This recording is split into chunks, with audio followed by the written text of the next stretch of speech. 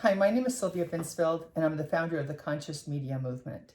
The topic we're going to be discussing today is the importance of conscious media watching for children, because it would be significant for you to know that the first 7 years of a child's life is when they lay the foundation for who they're going to become, their personality, their character. Most of that happens in the first 7 years of life, which is kind of unbelievable that something that important is happening when they're still so small.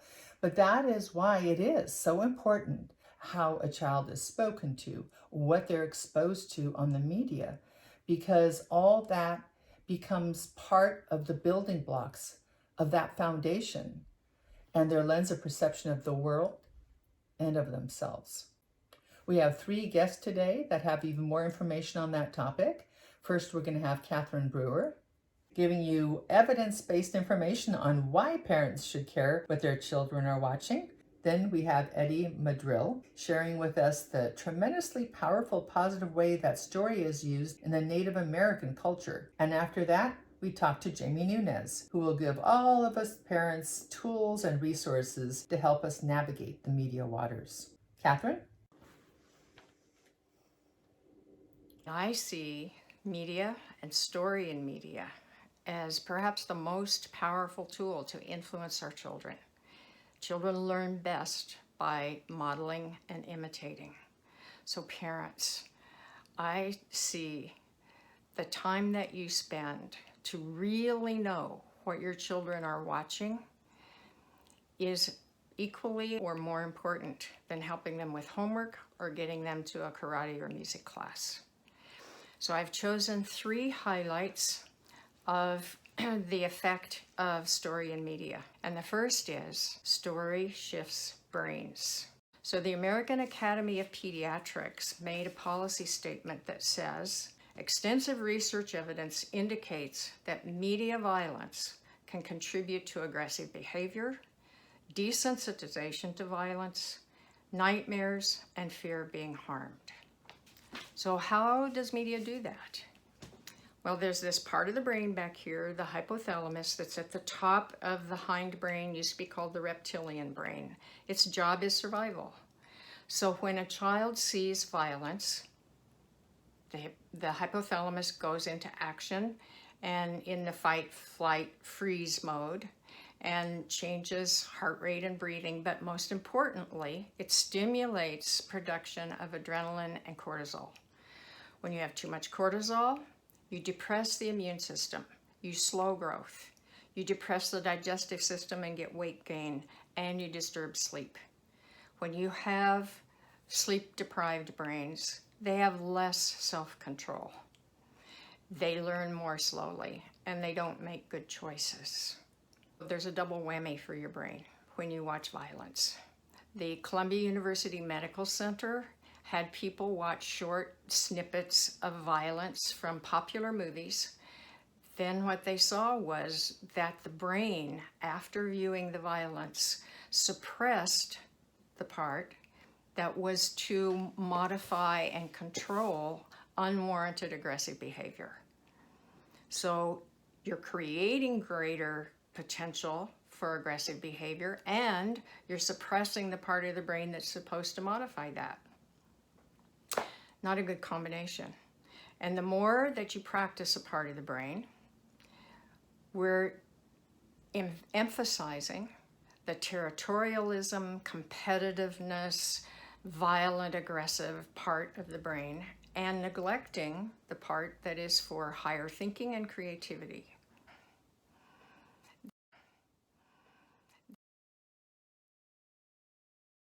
So now this same part of the brain, the hypothalamus, also produces oxytocin. So if you have children watch stories that show compassion and connection and love and appreciation, then their brains are producing oxytocin, the feel-good bonding hormone. The second highlight is story shifts behavior. Schools for a long time have used stories to train preschoolers for empathy and social skills. And one of the most successful interventions for children on the autistic spectrum are social stories. There was a sweet fourth grade autistic boy that I worked with, and he kept getting in trouble for inappropriate behavior on the playground. We did a behavior management plan, didn't help. We created a social story, a boy the same age, in the same situation, all of his decisions and why he made those decisions about how to behave stopped the behavior immediately. That's the power of story.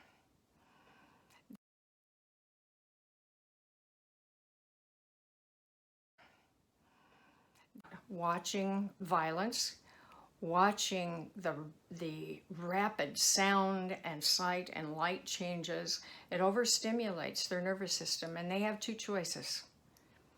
They can withdraw, shut down, or they can explode and act out. And we're seeing a bunch of that.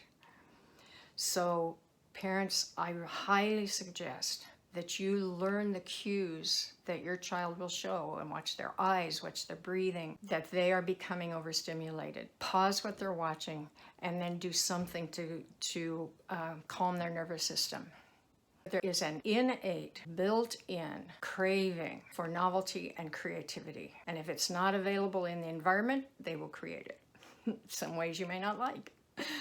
So have them watch stories that show creative, out-of-the-box thinking solutions beyond violence as a solution, that have surprising twists of plot, and that have fantasy that stimulates possibility thinking.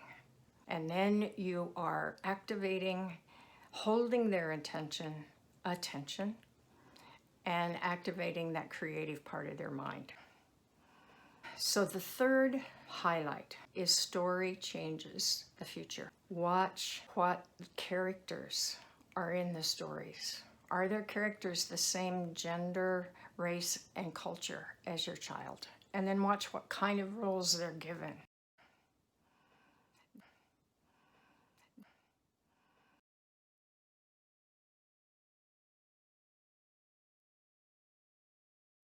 And I want to tell you about Jake, a freshman in a class for the emotionally disturbed.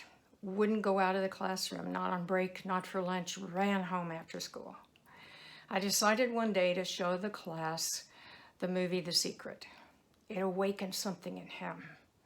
He found that he had a power beyond his home life and his status. The next semester he joined a club. He made friends.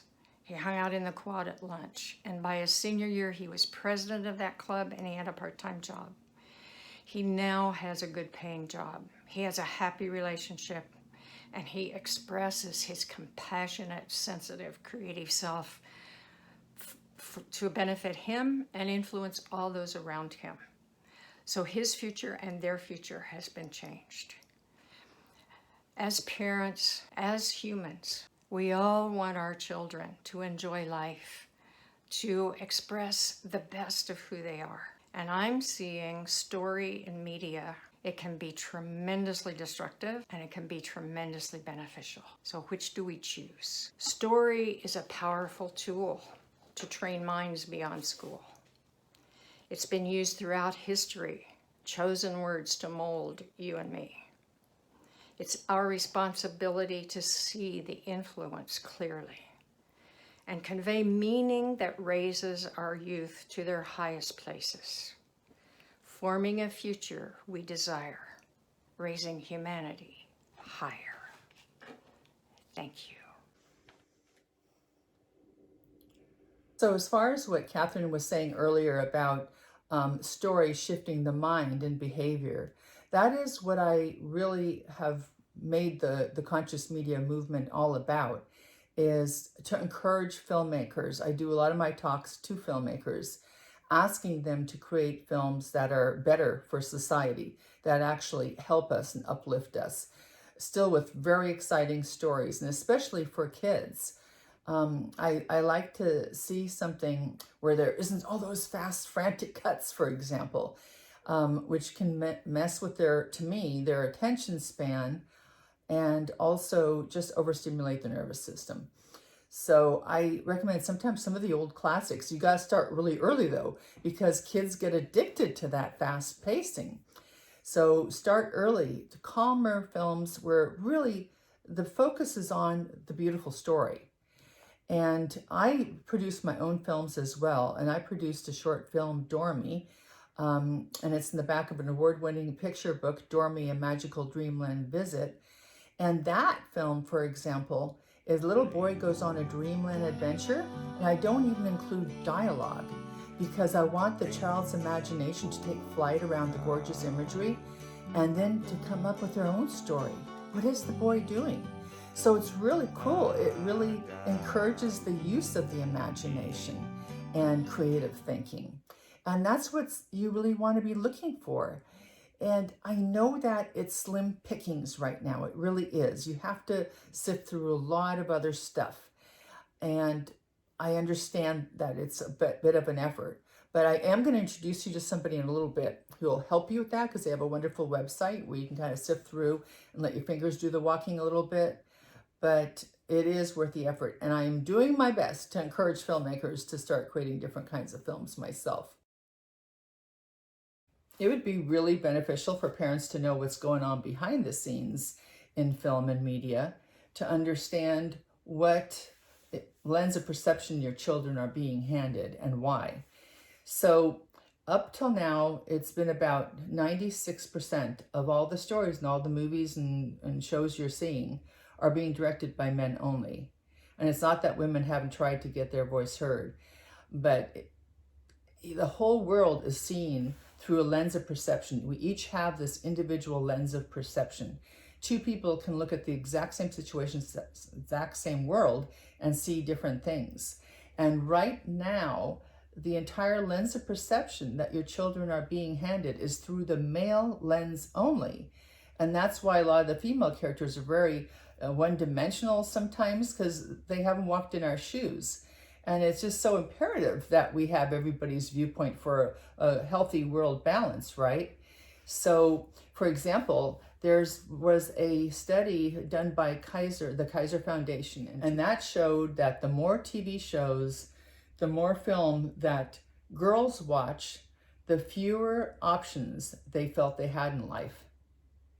And the more TV shows and film that boys watched, the greater their sexist view became. And boys were taught to explore and control, and girls were taught to be onlookers. And that's horrible. Thank God Gina Davis noticed that. She started the Gina Davis Institute for Gender and Media, and that has made such a change. It's not that it's healed, because we haven't healed who's telling the stories behind the camera by much. It's only gone up by a couple percent. So we need to change that for there honestly to be a full, healthy worldview with everybody's lens of perception contributing to the mix, because that's when we can finally have full understanding. It is so much better for all concerned.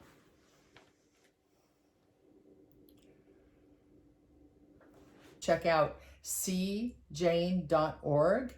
and read all the fantastic material and studies that they've done and the changes they've initiated. It's really phenomenal. So it's important to be aware of those things as a parent, because then you can start watching for that in shows.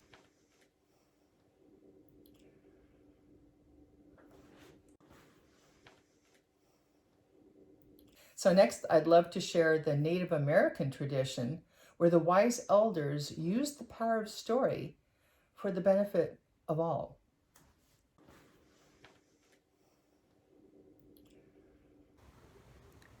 Hello. Many of our stories here in North America by Native people tell of, well, the description of our environment, which could include the mountains, the rivers, the rocks, everything, to describe and define our environment and our world. They also involve animals, insects, reptiles, birds, everything that walks, crawls, slithers, and flies. Many of our stories give us information about how the world came to be, our responsibility and our contribution to this world. And so we learn from our elders these stories that have been carried down since, as they say, time immemorial, since long, long ago. These stories, they give us information, description, definition, not just of what's around us, but also of who we are. They tell of our environment, our relationship to that environment, whether we're from the desert or from the mountains, from the seashore, or right in the middle of a big land mass that we often call Turtle Island. Here in the United States, we have over 570 different native tribes or nations. Each one describes, in their oral narratives, their origin stories of the land, all that has come to be, who we are, and where we are going. We have animal stories that, well, tell us a lot about ourselves. Each animal has attributes, has different ways of being and acting and thinking and navigating throughout its environment. Sometimes we have trickster tales, trickster animals like the coyote or spider or even the raven. Those who are very, very smart, just as ourselves, but can sometimes get themselves in trouble because of their, well, let's say, overconfidence. And so our oral narratives will sometimes tell the origin of all things. Some stories by the storytellers, master storytellers, the elders, can sometimes take hours to tell one story. Some origin stories can take even up to, well, 4 days to describe the beginning of all things since the beginning of time. There's one such story that comes from the northeast of the United States. Well, there's many different tribes, nations, regions that tell a story that's very, very similar. So you may hear this story being told, or you may read it, and it may have different, well, variations, because each environment describes what they know to be true. And so this story I tell, well, it can be said that there's, again, a variety of ways that the story is told, and maybe even the details that are shared and not shared, depending on your audience. Each story, whether it's a trickster tale, an origin story, or otherwise, is meant to be fluid, not static. It's meant to be engaged with the time, where we are today, when we are, and, well, who your audience is. So the storyteller has the ability to adjust the story as they see fit to satisfy the audience and to share wisdom and not just intelligence or education. So again, this story comes from the northeast of the United States, and it tells of a great big land up in the sky. In the sky had a tree called the Tree of Life, and that Tree of Life was uprooted, and a lady, she fell through. She was falling down towards earth where there was only water, no land, and the animals. Well, the animals looked up. They saw this thing falling.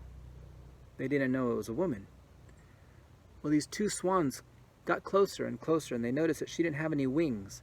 So they caught her on their backs. And they noticed as they were bringing her down to put her in the water that she didn't have fins or gills. Well, they thought, how could she survive? She can't fly and she can't swim. We don't know what to do with her. So they flew across the top of the water so that all the animals could see her. And all the animals thought and thought and thought. The turtle said, well, she can live on my back. I can float along the surface. My shell is hard. She can stay on my back. Well, they all thought this was a great idea, except the turtle shell isn't that big. And they thought, how would she live a full life on a small island, this turtle's back? Well, they had all heard stories that at the very bottom of the water, there is land or earth, this mud stuff. But none of them had ever needed to go down to grab this mud, so they didn't know if it was true. Well, all the animals debated, and finally a muskrat said he would go down. And they all celebrated and cheered for him and wished him many blessings for a safe travel. The muskrat went all the way to the bottom, found the mud, and thought that was a great distance to travel. Maybe I'll grab as much as I can and put it everywhere I could. And so the muskrat put it in his mouth and its paws everywhere. swam back up. They took the mud from his mouth and from his paws and put on top of the turtle's back. And that great big circle in the sky, that light, baked that mud until it was hard and as a surface. Well, all the animals thought this was a great idea. So all the animals went down, grabbed the mud, came back up and, well, put the mud on top of the turtle's back until it was a huge island.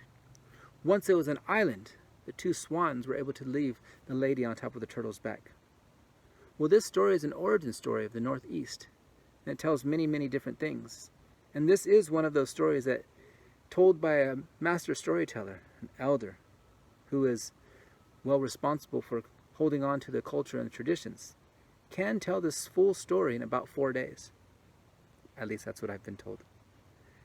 Well, when we hear these stories, oftentimes native stories are told and they sound that they're meant for children. Well, there's lots of science and philosophy and spirituality and sometimes just, well, good sense, good thinking. This story says that the woman comes from the sky. It says that the animals were able to come together to cooperate, not destroy, but cooperate, to create a solution for this being that they didn't know what it was, if it was good or bad or evil. They helped her.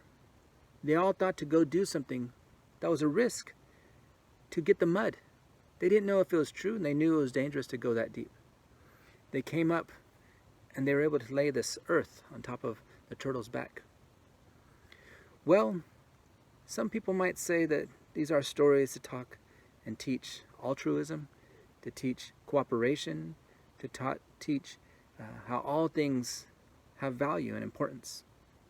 I like to think that surface, that mud, is like the crust of the earth's surface, and that turtle shell is like the mantle. And the turtle shell has all the different sections, just like tectonic plates. We like to think of these things, but sometimes they're not as valued because it may be wishful thinking, a legend, a myth. Well, many cultures around the world have had these, and many, well, academics have taken a look a little bit deeper into these stories from all around the world, including native stories here, and see that there's much value into giving life to even those things around us, animism. If we saw the earth not as sedimentary surfaces, metamorphite, igneous, just dirt, but we saw it as a living being, we may treat the earth differently. If we see the attributes of the animals teaching us things, we'll see them as teachers and not just as wild animals or domestic animals. So our stories really share a lot of value, belief, trust, truth, and beauty. As I've been told by many people, our life should be done, walked, seen, breathed, spoken, and heard through beauty. So I believe that in all the stories I've been given, in all the stories that I've shared, that it's a gift to be given from one place to another, not just from human to human, but across worlds and throughout all of time.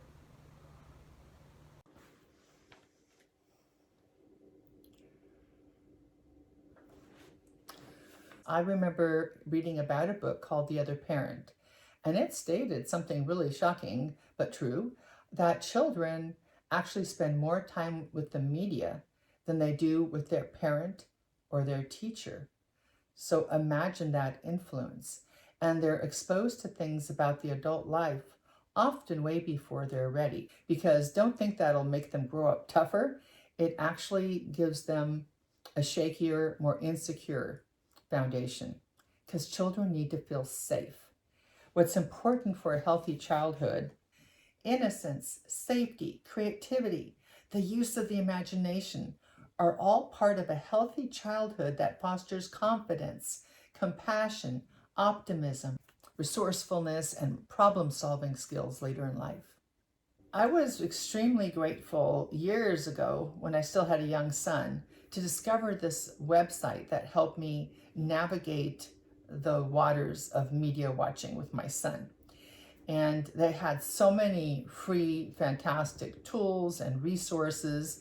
and they're still there. So I want to share information with you on them. It's commonsensemedia.com. They even have film reviews where they post a chart of how much, if any, violence is in the film, how much sex, bad language, drugs, consumerism. And they also have a graph of how many good role models and good messages are in the film. So you've got these expert reviews, and then on top of it, parents can review it, and so can children. So you probably won't agree with all these opinions, but what's so wonderful, now you've got so much useful information that you can form your own opinion. So I'm just going to let Jamie tell you the rest. So Common Sense Media has been around for over 17 years. They are the leading nonprofit, and our aim is to improve the digital lives of families, kids and families in this space. We've done that in a number of ways. We have a platform called Common Sense Media, which is well known for its ratings and reviews of books, videos, and apps. It's an amazing tool for families that are just trying to gauge the landscape of media and to see whether or not it's appropriate for their kids. Parents do give us input for any book that we have or any film that's available for us. We ensure that both kids and parents are able to comment and able to share their own reviews about the film or book or app or whatever that may be. And so it's very comprehensive. It's very much like a whole community approach. You know, I often say that kids hate us because we're trying to reinforce these values, and parents love us. And I think our tool, our Common Sense Media platform, is a great example where parents can really not only give their thoughts and opinions, but also see the thoughts and opinions of others. So I work on behalf of Common Sense Education, which is its own separate platform that supports school teachers around the country. We have 1 million teachers using our site or utilizing our site, and we offer free lessons around what we refer to as digital citizenship. And our aim is really to help to support teachers and schools that, who want to implement this sort of what we refer to again as digital citizenship, but it's the wellness, the space where our kids are at, and how to incorporate some of these not only rules but habits and thought process associated with their usages of being online. I have a platform called Common Sense Kids Action, where we work with legislators to support a number of initiatives, anything from student privacy online to equity issues around tech and students having access to technology. So we are sort of at the touch point of everything, but it's because we really care deeply about the well-being of kids online. So.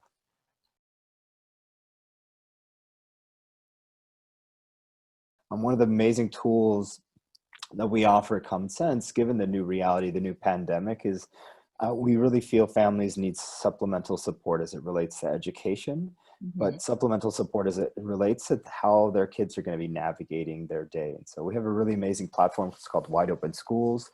This is an amazing repository of resources and activities families can use, considered sort of your one-stop hub for everything related to appropriate tech, resources and activities families can do throughout the day. So in a nutshell, those are some of the sort of like foundational pieces I think would be helpful for families. Like, let's create a vision. Let's understand what tech means in our life and how to use it appropriately after we reinforce our vision. And let's look at things like our Wide Open Schools platform or Common Sense Media to ensure that those tools are appropriate not only for our family, but in terms of how we want to show up in the world. I think at this point, what I would suggest parents to do is first take a breath. Let's acknowledge that we're in this very interesting time in our lives, especially as it relates to tech use and the overconsumption of tech. The other thing I would suggest families do is to really think about what media means at this stage compared to what it's historically meant for them and their family. And so if we think our child is overly consumed by the amount of tech that they have, just note that our kids are still grappling with the impact of this pandemic in addition to some of the other schooling in their life. And so having those conversations with your child is key to understanding a healthy life as it relates to their usage on digital media. When we think about media balance, let's think about what our kids are doing let's think about what we're all doing during this space. And my biggest advice would be to balance. If your child is overly consumed by tech at this point, let's think about what it means to be outdoors. Obviously, socially distant and safe, but being able to balance those other areas of our lives, being able to take some time to just be quiet in our time, or do physical hand drawing, kinesthetic illustrations, or something that is active, that is away from the screen. That is a key in ensuring that our kids are going to be healthy during this space. So.